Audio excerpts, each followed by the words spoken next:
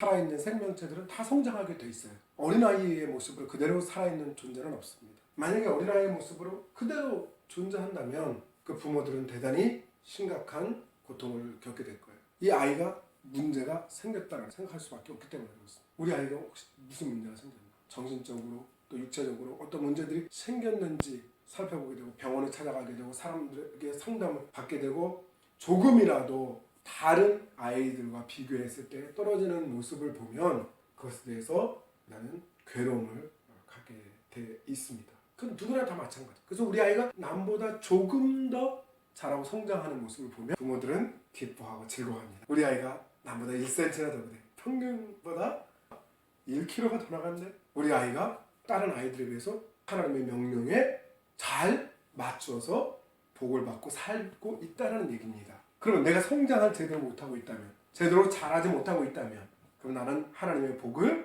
누리는 사람입니까? 아닙니까? 누리지 못하는 거예요.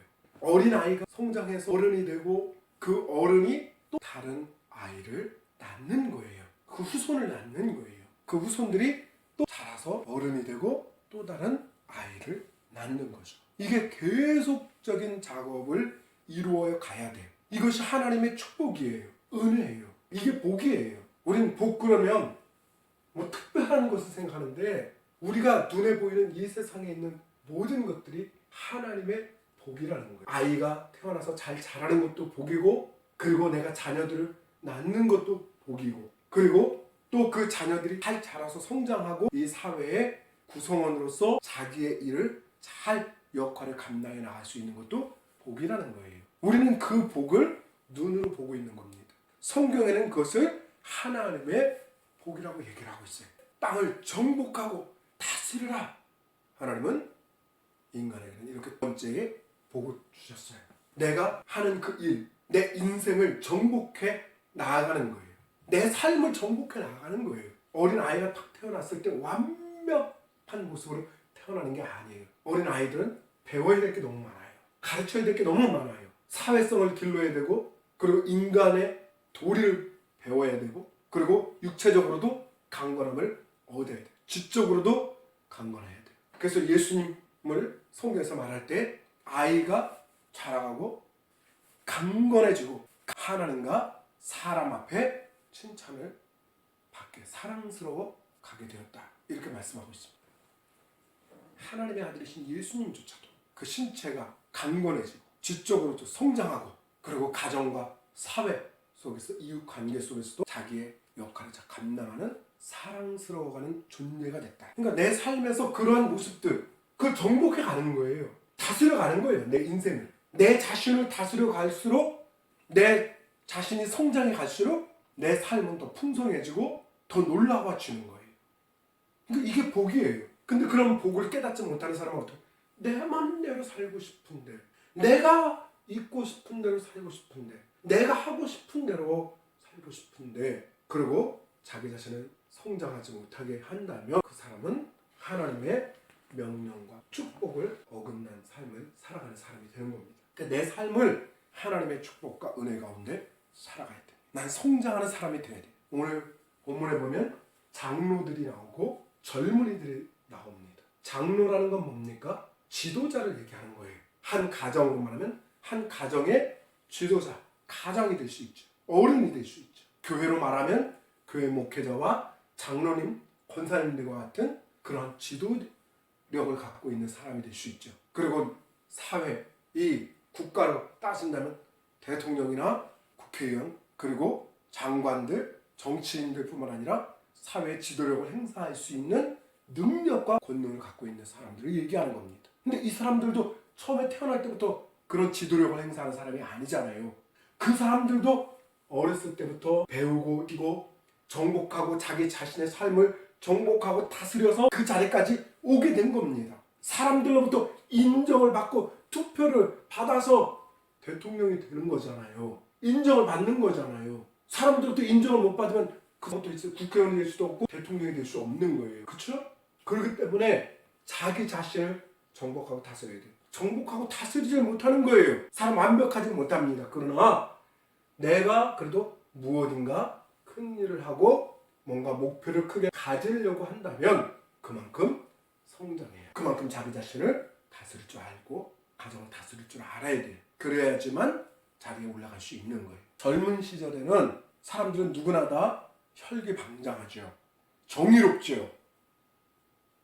뭔가 세상을 다 뒤흔들 것 같잖아요. 나 자신도 어렸을 때 아버지를 보면 너무 답답했어요. 우리 아버지를 보면서 그런 생각을 했습니다. 어떻게 저렇게 무능력할 수가 있을까? 라는 생각을 한 거예요. 내가 어른이 된다면 나는 아버지보다 훨씬 더 잘 할 수 있어 라고 생각을 했던 거예요. 물론 그럴 수 있습니다. 그런데 문제는 뭡니까? 그렇게 되려면 어떻게 해야 돼요? 내가 지금의 우리 아버지보다 더 열심히 준비를 하고 개인적으로, 사회적으로 성장을 해야만 하는 거예요. 하루아침에 사람이 어떻게 되는 게 아니에요. 근데 젊은 사람들은 위에 있는 장로들, 지도자들을 보면서 공격을 합니다. 왜 당신들 그렇게 문제가 많습니까? 왜 당신들 그렇게 형편이 없습니까? 공격을 해야 돼요. 그렇죠.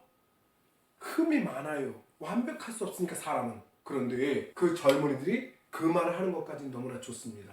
그만큼 불만이 발전했을 가능성이 크지요. 그런데 항상 젊은이들만 있습니까? 그렇지 않지요. 이 젊은이들은 시간이 지나면 나이 든 사람이 되고 한 가정에 또는 한 지역의 나라의 지도자가 될 것입니다. 그러려면 지금 자기가 분노하고 손가락질하고 비난하는 그 비판의 대상이 되는 사람들보다 더 자기 자신을 가꾸고 준비해야만 합니다. 그래야지만 그 사람이 그러한 지도자적인 위치에 있을 때 자기 자신은 더 나은 지도자가 될 수 있는 것이죠. 이게 바로 성장이에요. 내가 성장을 하려면 내 자신을 제대로 가꿔야 됩니다. 오늘 우리 자신들은 생각을 해야 돼요. 지금 내가 비난하고 비판하는 그 사람들보다 더 잘할 자신이 있는가? 내가 더 좋은 가정을 꾸리고 더 좋은 교회의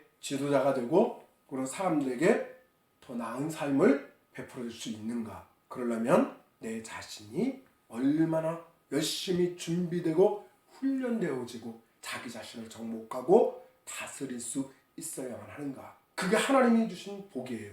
하나님은 저절로 우리를 만들어 주신다고 약속하지 않았습니다. 요술쟁이처럼 뾰로롱 훌륭한 사람이 되라, 착한 사람이 되라, 뾰로롱 너는 능력 있는 사람이 되라, 이런 게 아니에요. 세상을 정복하고 다스려. 정복하고 다스리라는 얘기는 우리 자신이 그것을 해내야만 한다는 얘기가 있잖아요. 그런 뜻입니다. 그러면 내 자신이 어떠한 목적과 목표를 갖고 있다면 내 자신이 그런 사람이 되기 위해서 나 자신을 정복하고 다스려야만 합니다. 그래야지만 더 높고 크고 위대한 자리에 설 수가 있죠. 더 나은 삶을 살아갈 수 있습니다.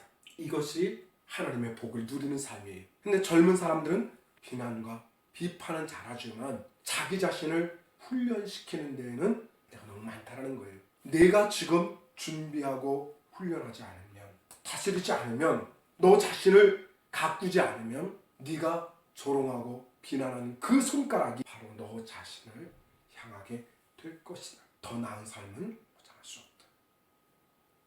그래서 젊은이들은 겸손이라는 말은 무슨 얘기입니까? 무조건 나쁜 것을 보고 또 그것에 대해서 그냥 방관하고 그것에 동조하는 의미가 아니에요. 겸손이라는 말은 그러한 잘못된 모습들이나 안 좋은 상황들을 보면서 내 자신을 돌아보는 거예요. 나 자신의 모습 속에 그러한 모습이 없는지를 살펴보고 부분을 잘못된 것은 버리고 좋은 것은 받아들여서 내 자신이 더 나은 삶이 될 수 있도록, 더 나은 훌륭한 사람이 될 수 있도록 내 자신을 정복하고 다스려 나가야만 한다는 겁니다. 이것이 겸손이에요. 교만은 뭡니까? 비난만 하는 게 교만 아니에요. 난 아무것도 없어요. 난 저 사람보다 근거 없어. 난 저 사람보다 더 착해. 난 저 사람보다 많은 사람들이 로또를 맞은 사람들을 부러워합니다. 근데 종종 로또 맞은 사람들 몇백억, 몇십억을 받은 로또 당첨자들 중에 몇 년 사이에 그것을 탕진했다는 사람들이 나와요. 그런 것이 인터넷 카페 글이나 이런 데 나오면 사람들은 거기에 댓글을 답니다. 어리석은 사람, 응? 내가 로또를 맞는다면 난 저렇게 살지 않는데 응? 왜 나는 로또를 못 맞을까? 맞으면 그 돈을 잘 쓸 수 있는데 나 또 당첨되게 해주세요. 그렇게 얘기합니다. 그 로또 맞은 사람들은 그런 생각이 없었을까요? 근데 이것 자체가 교만한 거예요. 왜? 사람은 누구나 자기의 능력에 비례해서 막대한 돈이 들어올 때 그것을 제대로 정신 차리고 쓸 수 있는 사람이 많지 않다는 사실을 생각해야 되고, 그 중에 나도 한 사람이라는 것을, 이게 겸손한 거예요. 근거 없이 난 나 자신을 보니까 난 훌륭한 사람이다. 난 거야. 난 그 로또를 맞으면 난 돈 맞으면 난 돈을 잘 쓸 수 있을 거야. 그냥 딱이에요. 근데 그거와 똑같아요. 교만한 사람들의 특징이 그거예요. 내가 돈을 많이 벌면, 내가 저 높은 자리에 올라가면, 나는 큰 목회자가 되면, 나는 큰 교회를 하게 되면 훨씬 더 잘할 수 있어. 누가 그렇게 생각하는데? 내가 그렇게 생각하는 거예요. 네가 그런 생각이 있다면 내 자신이 그런 사람들과 전혀 다를 바 없는 죄인이라는 사실을, 돈에, 명예에 약한 사람이라는 사실을 알아야 돼요. 자신을 돌아보고 나를 정복하고 다스려. 왜? 언제부터? 지금 내 눈에, 지금 내 모습, 내 생활 속에서 하나하나 바꿔가야 돼요. 그러지 않으면 결코 우리는 내가 손가락질하는 그 사람보다 결코 못할 것이고, 오히려 그 사람들보다 내가 그런 자리에 들어간다면 더 삶을 살 수 있다는 것입니다. 오늘 베드로가 겸손한 사람, 고난이라는 것은 나 자신을, 외적인 고난이 아니라 먼저 내 자신을 돌아보고 훈련하는 참는 거예요. 인내하는 게, 이러한 내 자신의 고난조차 이기지 못하면, 외적인 내 마음을 다스리지 못하면, 내 자신이 먼저 내 자신을 정복하지 못하고 다스리지 못한다면 실제적인 삶에서도 동일해요. 항상 넘어지는 곳에 넘어집니다. 겸손한 모습으로 나는 지금 젊습니다. 아직 나는 아무것도 다릅니다. 그러나 하나님의 뜻이 있다면 내가 하나님 그런 자리에 갔을 때 한 가정의 가장, 또 한 지역과 한 나라의 지도자가 될 수 있는 위치에 간다면, 공동체의 지도자가 될 수 있다면 올바른 사람이 될 수 있도록, 준비된 사람이 될 수 있도록